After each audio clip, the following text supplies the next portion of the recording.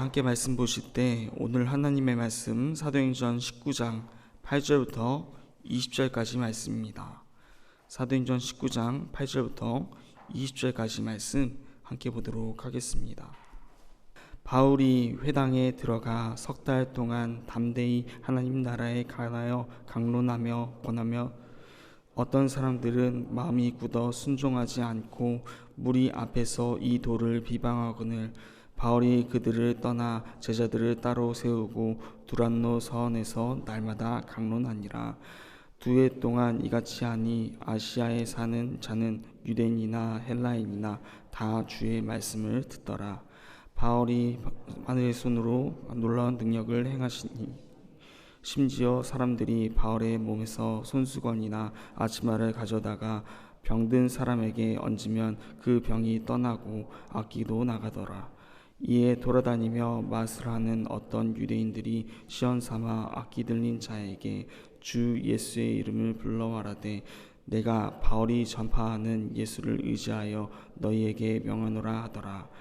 유대의 한 제사장 스게와의 7 아들도 이 일을 행하더니 악기가 대답하여 이르되 내가 예수도 알고 바울도 알거니와 너희는 누구냐 하며 악기 들린 사람이 그들에게 뛰어올라 눌러 이기니 그들이 상하여 벗은 몸으로 그 집에서 도망하는지라.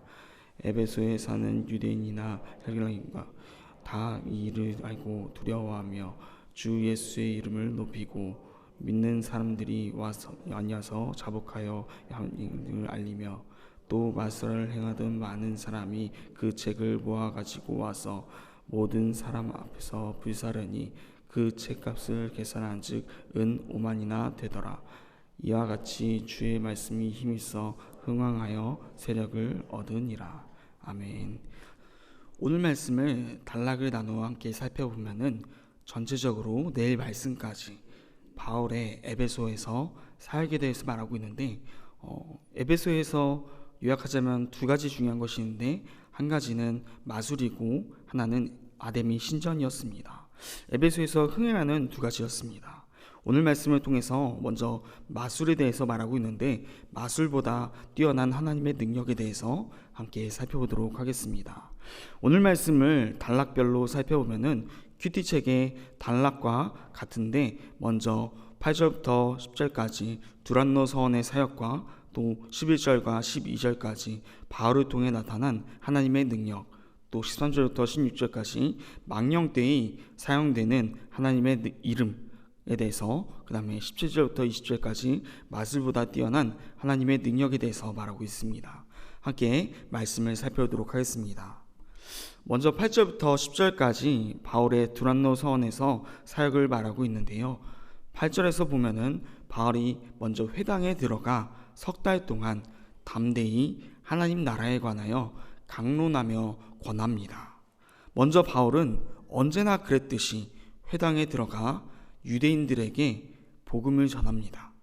하지만 그들이 받아들이지 않기에 이방인에게 나아가 복음을 전하게 되어지는 것입니다.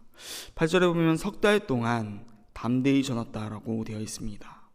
석 달이라는 기간은 어떻게 보면 회당에서 유대인들에게 충분히 복음에 대해서 전하고 들을 수 있는 시간으로서 볼 수 있을 것 같습니다. 그러나 그들 중 일부는 9절에서 마음이 굳어 순종하지 않고 무리 앞에서 비방하였다라고 말합니다. 이 비방하거늘 이란 말의 헬라어를 원어를 살펴보면은 카코로게오라는 단어로 합성어입니다. 그리고 이 합성의 젖도가 카코스라는 단어로 안하다, 나쁘다, 해롭다라는 뜻을 갖고 있습니다. 그들이 쏟아낸 비방하는 말은 하나님 앞에서 악하고 사람들에게서 해로운 말이었음을 생각해 볼 수 있는 것입니다. 성령의 강동하심으로 사도행전을 쓴 누가는 9절에서 어떤 사람들은 이라고 말합니다. 그 말은 믿는 사람도 있었다는 말입니다. 그러나 누가는 믿는 사람보다는 안 믿는 사람을 오늘 말씀에서 강조하고 있습니다.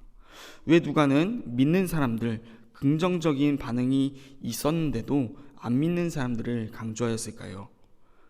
그들로 인해 바울이 두란노 서원에 갔음을 유대인들이 받아들이지 않았으므로 복음이 이방인에게로 나아갔음을 말하고 싶었던 것이 아닌가 생각해 봅니다.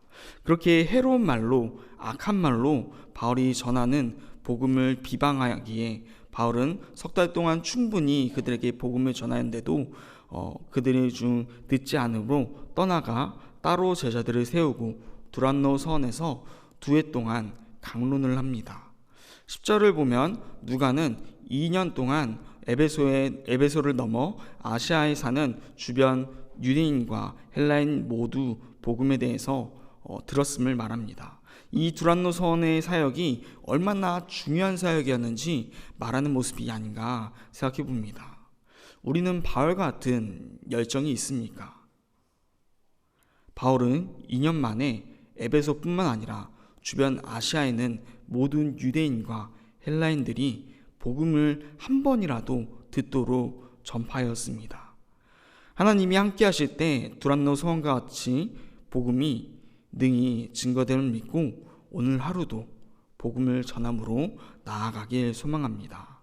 특별히 이 서원으로 번역된 헬라어 스콜레는 강연자를 뜻하는데 서방 사본을 보면은 바울이 제5시 오전 11시에서 제10시 오후 4시까지 강론하였다고 합니다. 아마 그 시간대는 그 주변에서 가장 더운 시기이기 때문에 강연장이 비었을 것이고 주인은 기꺼이 바울에게 강연장을 빌려주었을 것이라고 합니다. 그런 아무도 사용하지 않는 그 무더운 시간대에 강연장을 통해 모든 아시아 사람들이 복음을 듣게 하였다는 것은 하나님의 역사하심이 아니고서는 불가능한 일입니다.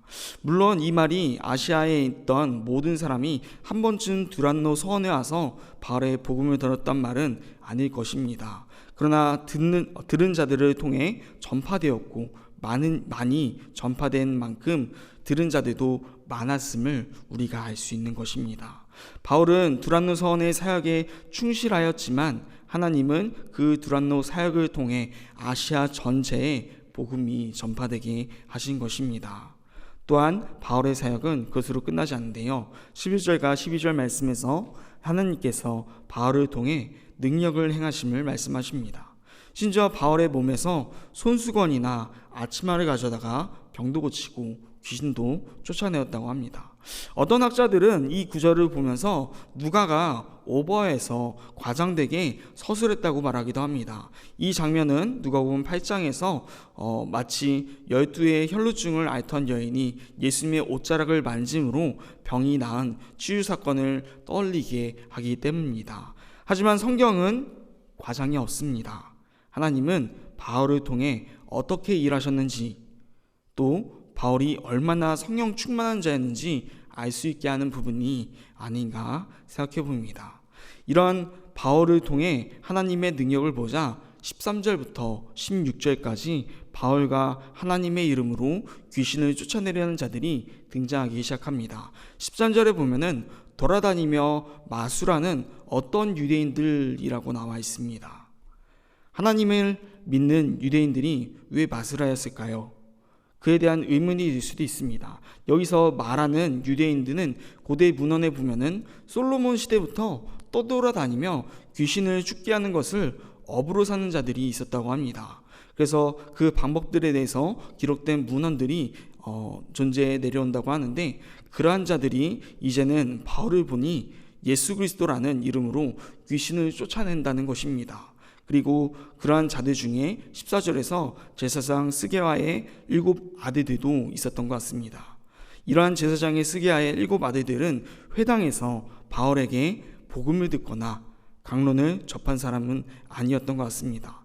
바울이 병을 고치고 귀신을 쫓아낼 때 예수의 이름을 의지했던 것을 자세히 지켜왔을 것입니다. 이에 그들은 바울을 흉내내어서 귀신 들린 자에 대해 선포하는데 어떻게 선포하냐 하면 내가 바울이 전하는 예수를 의지하여 너에게 명하노라 라고 합니다. 어떻게 되었을까요? 어떤 이들은 예수님의 이름을 의지하니 귀신을 떠나갔을 거라고 생각하기도 합니다. 그런데 오늘 말씀을 보면은 이들이 의지한 것은 예수님의 이름이 아니었습니다. 그저 귀신을 쫓아낸 능력으로서 사용한 것입니다.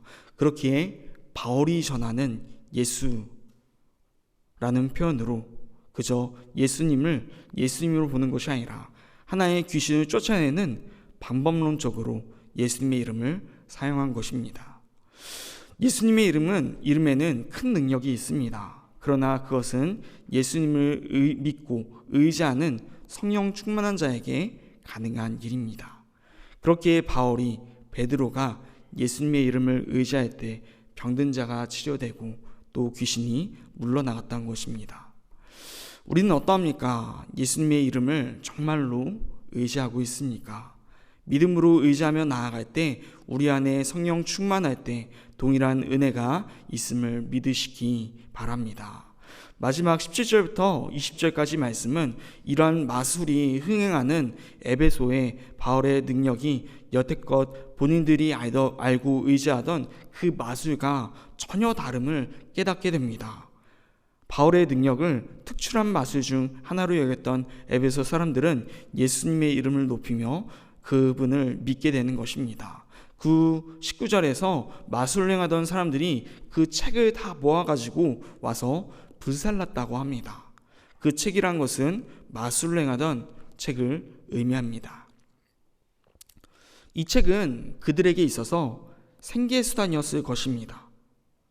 이러한 책을 불살른다는 것은 자신의 생계수단을 포기한다는 말이고 자신들이 지금까지 걸어왔던 그 길이 잘못되었음을 깨달았다는 것입니다. 이제 그 길을 버리고 예수님을 의지하며 믿고 살아가겠다는 것입니다. 특별히 누가는 그 책이 얼마나 많은지에 대해서 말해주고 있는데 다 계산해 보니 은 5만이나 되었다고 합니다. 이 은 5만에 대한 화폐 단위는 아마 드라크마나 데나리온이었을 것이라고 예상하는데 두 화폐 가치는 결국 같았는데 하루 노동자의 품삯과 같았다고 합니다. 따라서 오늘날 임금으로 계산한다면 많이 올랐지만 그래도 하루 10만 원씩이라고 계산한다고 해도 5만이나 되면은 50억 원에 해당되는 큰 돈인 것입니다. 얼마나 이 에베소 도시에서 마술이 흥행했었는지에 대해서 또 이들이 얼마나 마술을 의지했었는지에 대해서 알게 해주는 구절이 아닌가 생각해 봅니다. 어떤 이들은 이 은 5만을 불태웠다는 말을 보며 차라리 태우지 말고 그 책을 팔아서 돈을 선교에 사용했으면 어떨까? 또 에베소 교회에 헌금했으면 어떨까? 또 나중에 예루살렘 교회에 연보를 보냈는데 그 연보에 사용되었으면 어떨까 생각하기도 합니다. 오늘날로 따지면 약 50억 원에 해당되는 큰 돈이 아닙니까? 인간의 논리와 가치로 본다면 당연히 옳은 말일 것입니다. 그러나 마술에 관련된 책이 다른 자에 들어가게 되고 또 그가 사용하게 되면은 그 또한 우상이 될 것입니다. 이들이 자신이 가지고 있던 모든 마술책을 불태움은 이제 자신의 그 우상 숭배와 같았던 그 모든 행위를 버리고 예수님만을 섬기겠다고 다짐하는 것입니다. 이들은 그것을 위해 생계수단까지 버리고 있는 것입니다. 이들이 이후에 어떻게 살아왔는지는 성경에 나와 있진 않으니 저희들은 알 수가 없습니다. 차라리 그 책을 팔아서 앞으로의 자신의 생계수단을 사용했을 것이 맞을 것 같기도 합니다. 그러나 이들은 모든 책을